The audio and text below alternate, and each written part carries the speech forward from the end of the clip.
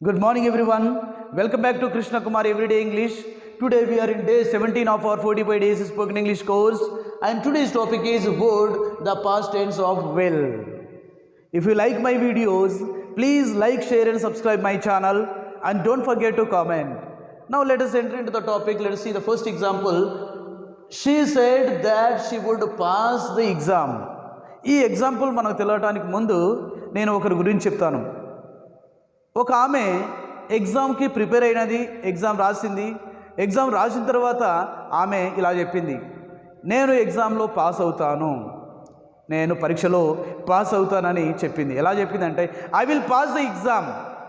ఆమె చెప్పిన మాటల్ని ఇప్పుడు మనం ఏ విధంగా చెప్తామంటే she said that she would pass the exam. ఆమె I will pass the exam అని చెప్పిన మాటల్ని మనం ఏం చెప్తున్నాం అంటే ఐ అని ఆమె చెప్పింది. ఆమె చెప్పిన మాటల్ని నేను పాస్ అవుతానని చెప్పిన ఆ మాటని మనం ఏం చెప్తున్నాం, ఆమె పాస్ అవుతుంది అని చెప్పడానికి ఐ ప్లేస్లో షీ అని ఉపయోగించాము. ఆ విల్ ప్లేస్లో would, I will pass the exam అన్న మాటని she would pass the exam. అంటే ఇక్కడ విల్ అంటే భవిష్యత్తులో జరగబోయే వాటికి ఉపయోగిస్తాం. కానీ ఇప్పుడు ఈ సందర్భం ఏంటంటే ఆమె గతంలో నేను పాస్ అవుతానని చెప్పిన మాటల్ని మనం ఇప్పుడు గతంలో జరిగిన మాటలు మనం చెప్పడానికి ఆ విల్ ప్లేస్లో మనం ఇక్కడ వుడ్ అనేది ఉపయోగిస్తూ ఉన్నాం. సో ఇక్కడ ఏమని ఉంది, షీ సెడ్ దాట్, ఆమె చెప్పింది. ఏమని చెప్పింది? That she would pass the exam, ఆమె పరీక్షలో పాస్ అవుతుందని చెప్పింది. So like that would is used as the past tense of will. Now let us see another example. He said that he would go to Mumbai. ఒక అతను ఏమని చెప్పాడంటే నేను ముంబై వెళ్తాను అని చెప్పాడు. ఆ ముంబై వెళ్తానని చెప్పిన మాటని ఇప్పుడు మనం చెప్తే అతని మాటల్ని ఏమని చెప్తాం, ముంబై వెళ్తాడని అతడు చెప్పాడు.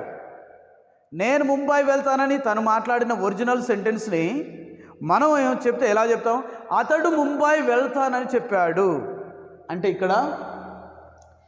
ఇక్కడ నేను బదులుగా హీ అని ఉపయోగిస్తాం. ఎందుకంటే అతడు మేల్ కాబట్టి హీ అని ఉపయోగించాం.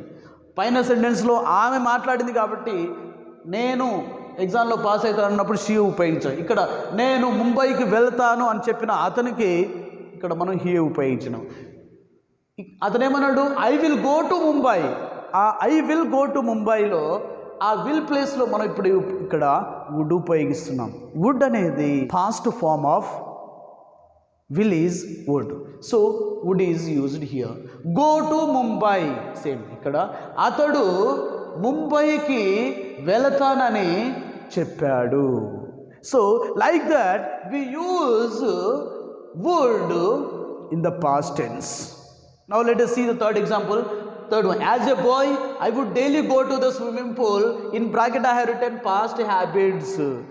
గతంలో మనకున్న హ్యాబిట్స్ని తెలియజేయడానికి మనం ఇక్కడ వుడ్ అనేది ఉపయోగిస్తాము. మామూలుగా అయితే హ్యాబిట్స్ని తెలియజేయడానికి సింపుల్ ప్రజెంట్ టెన్స్ ఉపయోగిస్తాము. అయితే గతంలో మనకు చాలా హ్యాబిట్స్ ఉండి ఉంటాయి. ఆ హ్యాబిట్స్ అన్ని తెలియజేయడానికి వుడ్ ఉపయోగిస్తాం. I would daily go to the swimming pool when I was a small kid. నేను చిన్నగా ఉన్నప్పుడు నా బాల్యంలో ఎక్కువగా నేను స్విమ్మింగ్ పూల్కి వెళ్ళేవాడిని అని చెప్పడానికి వుడ్ ఉపయోగిస్తాము. I would play cricket when I was young. I would sing songs when I was young అని మనం చెప్తుంటాము. So in my school days I would dance very well. నేను స్కూల్ డేస్లో ఉన్నప్పుడు నేను డ్యాన్స్ బాగా చేసేవాడిని, ఇతరులకు బాగా హెల్ప్ చేసేవాడిని. సో అలాగా చెప్పడానికి I would help others. I would read very well. I would study well. So గతంలో నేను బాగా చదివేవాడిని, గతంలో నేను బాగా ఆడేవాడిని, గతంలో నేను బాగా పాడేవాడిని.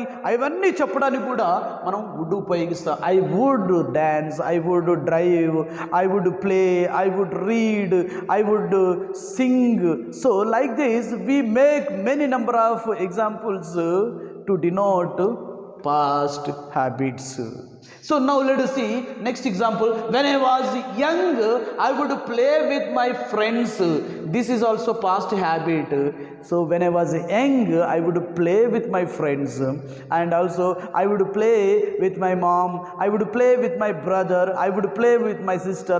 So we used to play together so many games like that. ఇక్కడ నేను చిన్నగా ఉన్నప్పుడు మా మమ్మీతోని, మా డాడీతోని, మా బ్రదర్తోని, సిస్టర్తోని చాలా ఆటలు ఆడేవాడిని అని చెప్పడానికి I would play when I was kid, I would play when I was small boy, I would play with my friends when I was studying in school or in my college days.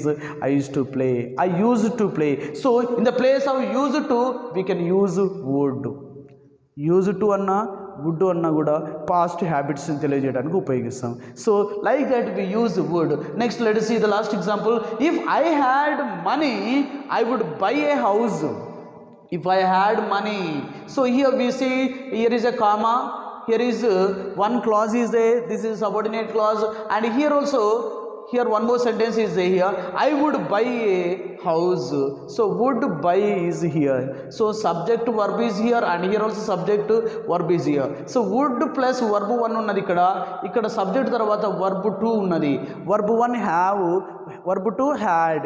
So verb 2 ఇలా ఉంటే if condition ఉండి ఇక్కడ would plus verb 1 ఉంటే దీన్ని conditional sentence అంటారు, if conditionals అంటారు.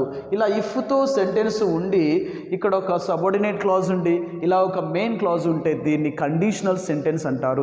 ఈ విధంగా కండిషనల్ సెంటెన్స్ ఉంటే ఇక్కడ verb 2 ఉండి ఇక్కడ would ప్లస్ verb 1 ఉంటే దీన్ని ఇమాజినరీ సెంటెన్స్ అంటారు. అంటే ఇఫ్ ఐ హ్యాడ్ మనీ, నా దగ్గర మనీ లేవు కానీ నా దగ్గర మనీ ఉంటే I would buy a house, నేను హౌస్ కొనలేదు, నా దగ్గర మనీనే లేవు, కానీ ఇది imaginary sentence, unrealistic situation. So ఈ విధంగా మనం verb 2 ఉపయోగిస్తే నా దగ్గర డబ్బులు ఉంటే కొనేవాడిని అని చెప్తున్నాం, నా దగ్గర డబ్బులు లేవు నేను కొనలేదు కానీ కొనేవాడిని అని చెప్పడానికి మనం ఇప్పుడు ఈ విధంగా ఉపయోగిస్తాం. So next, if you asked me I would give you, నువ్వు నన్ను అడిగితే నేను ఇచ్చేవాడిని అని చెప్పడానికి, నువ్వు నన్ను అడగలేదు నేను ఇవ్వలేదు, కానీ ఈ విధంగా మనం ఇక్కడ verb 2 ఇఫ్ తర్వాత సబ్జెక్ట్ ఉపయోగించి verb 2 ఉపయోగిస్తే ఇక్కడ మనం వుడ్ ఉపయోగిస్తాం. So if you asked, ask అనేది verb 1 అయితే ఆస్క్డ్ అనేది verb 2. If you asked me I would give you. Next, if it rained you would get wet. ఒకవేళ వర్షం పడినట్లయితే, if it rained you would get wet, వర్షం పడితే నువ్వు wet అయ్యేవాడివి, తడిసేవాడివి. నువ్వు వచ్చినావు, జర్నీ చేసి వచ్చినావు, వర్షంలో తడవకుండా వస్తే మనం ఏమంటాము, ఒకవేళ వర్షము వస్తే నువ్వు తడిచేవాడివి అని మనం చెప్తుంటాం. వర్షం పడితే, అది పడలేదు నువ్వు తడవలేదు కానీ పడితే తడిచేవాడివి అని చెప్తుంటాం. ఆ విధంగా మనం చెప్పేటప్పుడు మనం ఏమో ఉపయోగిస్తాం, if it rained you would get wet అని చెప్తుంటాం. వుడ్ ఉపయోగించి వుడ్ తర్వాత verb 1 గెట్ అనేది రాసి యూ వుడ్ గెట్ వెట్ అని రాస్తాం. Would verb 1. So like this verb 2 ఇక్కడ ఉపయోగించి ఇక్కడ వుడ్ verb 1 ఉపయోగిస్తే దీన్ని మనం కండిషనల్ సెంటెన్స్ అంటాము. So next, if I won the lottery I would travel around the world. నాకు ఒకవేళ లాటరీలో మనీ వచ్చినట్లయితే, if I had lot of money, if I become a billionaire I would travel around the world. So many different places కి నేను travel చేస్తాను. అంటే ఇక్కడ if I win if I won the lottery నేను గెలిస్తే, so I would travel అని రాస్తాను. I would travel, I would తర్వాత verb 1 ఉపయోగిస్తున్నాను. So I would travel around the world, verb 2 and here would plus verb 1 ఉపయోగించాలి. So if it is like this and we call these sentences as conditional sentences. We can make like these sentences using word. I hope you all understood. And now we will also see about would. Would is also used in the present tense. We will see in our next video. Thanks for watching.